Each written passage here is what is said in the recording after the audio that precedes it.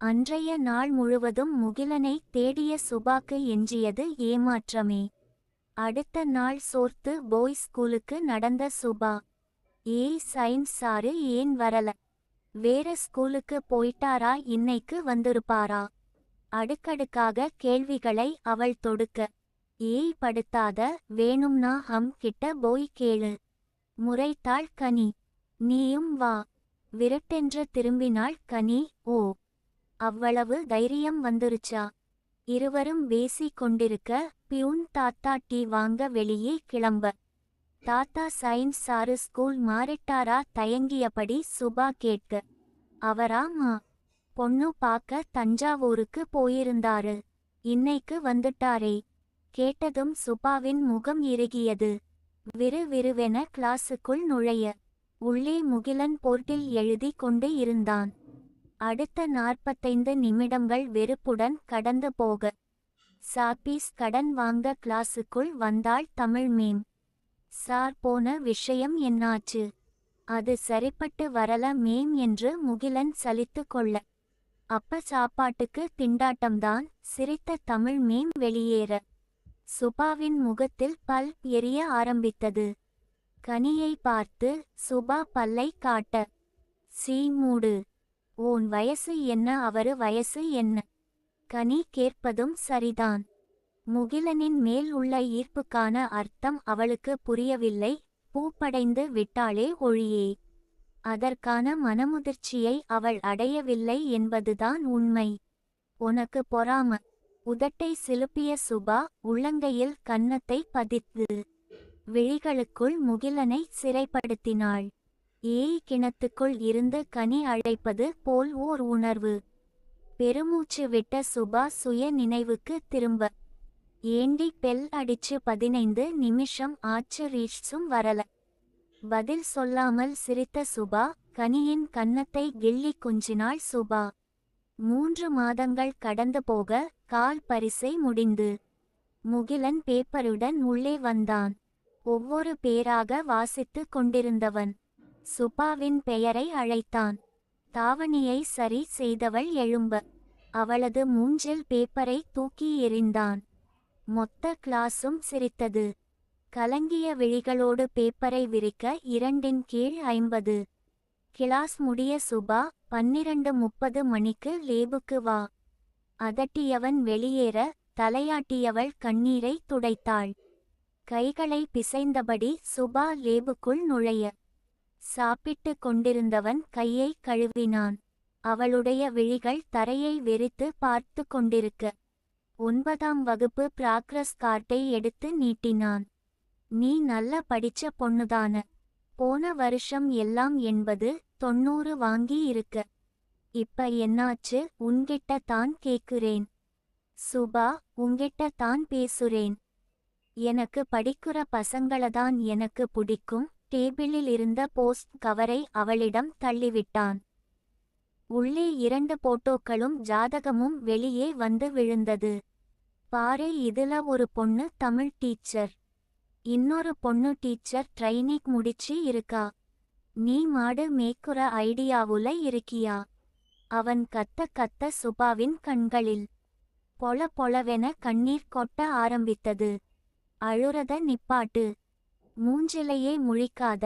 திட்டி தீர்த்தவன் மீண்டும் சாப்பாட்டில் கையை வைக்க கிளாஸுக்குள் ஓடியவள் கனியின் தோளில் முகம் புதைத்து கதறி அழுது மொத்த கண்ணீரையும் கொட்டி தீர்த்தாள். அடுத்த 3 மாதத்தில் முழுவதுமாய் மாறி போனாள் சுபா. ஞாயிறு கிழமைகளில் பஞ்சாயத்து போர்டு டிவியில் படம் பார்ப்பது வழக்கம்.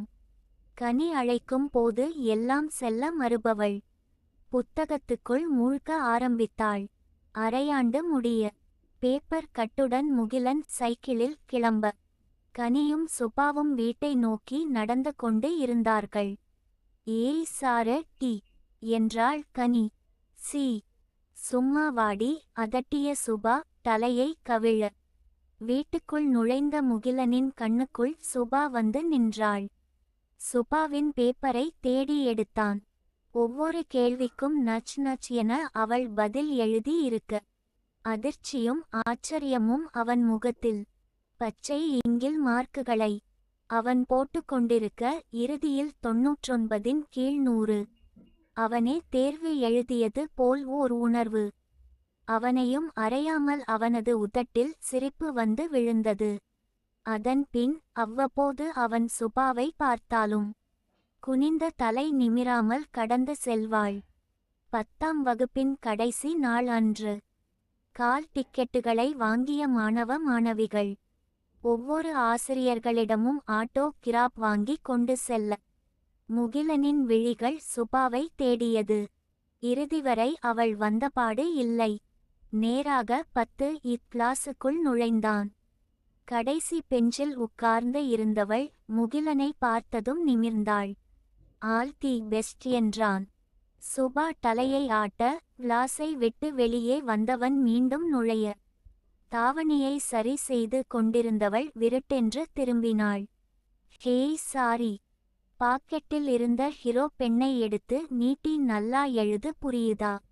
அவளது உதட்டில் மெல்லிய சிரிப்பு எட்டி பார்க்க உங்களுக்கு எப்ப கல்யாணம்?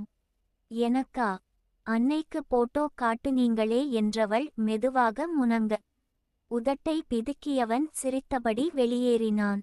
10ஆம் வகுப்பு பரீட்சை முடித்து ஒரு வாரம் கடந்து போக 4வது முறையாக பொன்னியின் செல்வன் முதல் பாகத்தை அவள் படிக்க துவங்க வெளியே சைக்கிள் பெல் அடிக்கும் சத்தம்.